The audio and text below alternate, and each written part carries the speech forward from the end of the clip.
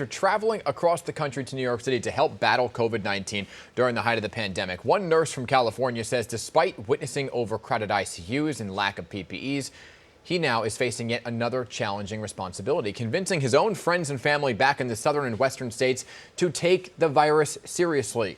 And in recent weeks, some of those states have really seen an uptick in coronavirus cases. Joining us right now is registered nurse Olumide Peter Kolade to tell us more on what he experienced on the front lines and what he believes people should know about the virus. So good morning to you, Olumide. Thank you for joining us.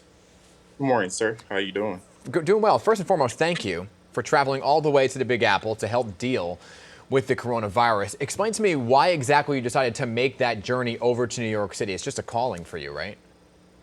Yeah, actually at the point when the outbreak happened and became a pandemic, I wasn't working at that point. I was taking time off. I was doing contract work and I was, watching CNN just home. And at that time, LA had initiated the lockdown and we were in the first week. So I was watching CNN and I was talking to a few of my colleagues that we work together and travel across the country just to go to hospitals where they have shortages and just go work and help out. So my friends reached out to me and said, "Hey, why don't we just go out to New York and just go help New York?" And I was like, "Okay, why not?" And I made the call to the agency, and the agency was like, "We need you in the next Yeah. 12 hours." And Well, before you know it, I was packed up and I left, and I haven't been back in California since then. first, we so appreciate your efforts there, but walk me through what your shift was like, right? What was it like inside at the height of the pandemic here in New York City for you? Well, my situation was a little better because I had to take care of people that were stable and not really in a bad situation, except when they get to that critical stage, then we have to transfer them.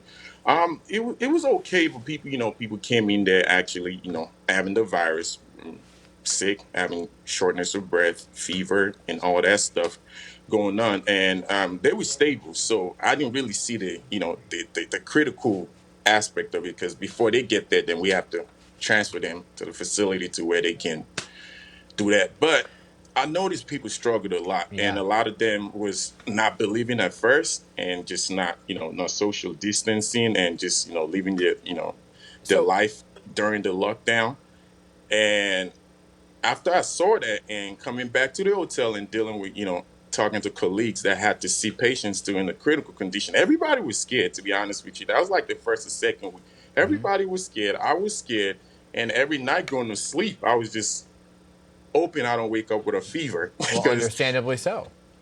because that was Understandable. some of the things that happened to some of my colleagues that that got sick. Everybody was fine the night before, and some people woke up with a Yeah. fever the next day. Well, So, and so there was that struggle with the PPE, right? How many masks and gowns that were available for emergency responders. So New York went through the thick of it. You saw that. You witnessed it firsthand. I want to get to this, though, because we hear that while you were away, you would see friends and family back home in Texas partying, not social distancing at all. So I got to ask you yeah. what your reaction was to that and what you've been saying to them.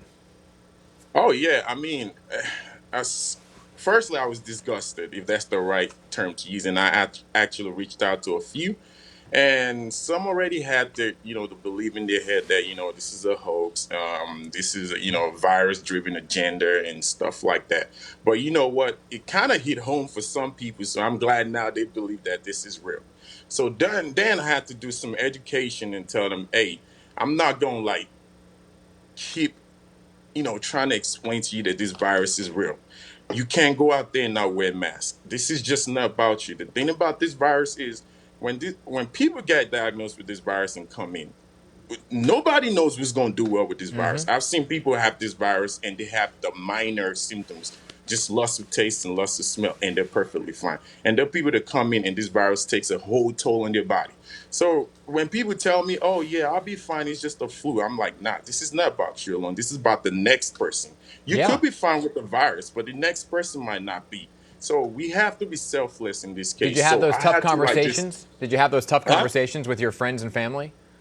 Yeah, I've had to tell some friends about it. Yeah, I've had to tell some friends about it. Luckily enough, my family do believe me. So Oh, see, good. this had to be with some friends, some friends that I had to tell about it. And also, I'm like, look at the TV. Like, there were pictures surfacing on over the internet about, about bodies because Hmm. the morgue was full in New York, and they had to get the trucks out there and just, and there was, pictures. So I was like, I don't know how much more you guys can, Right. believe this. Like, regardless of whatever you believe in, you don't want to be a victim of the virus-driven Yeah. agenda that you guys are talking about. So you want to be smart enough. You want to look out for yourself, look out for your family, because that's the only way we can fight this virus. There's actually no cure right now. So, Well, that's and I'm obvious. glad. Yesterday I was watching the news and I saw New York had 0 cases of anybody Yes. actually dying yesterday. So that made me feel happy. That Good. made me feel happy because that wasn't the case in March. So It makes us hopefully all feel happy because that's the I number know. we want to see, 0 cases. But we say it over and over again. I help you, I wear a mask. You help me by wearing a mask. It's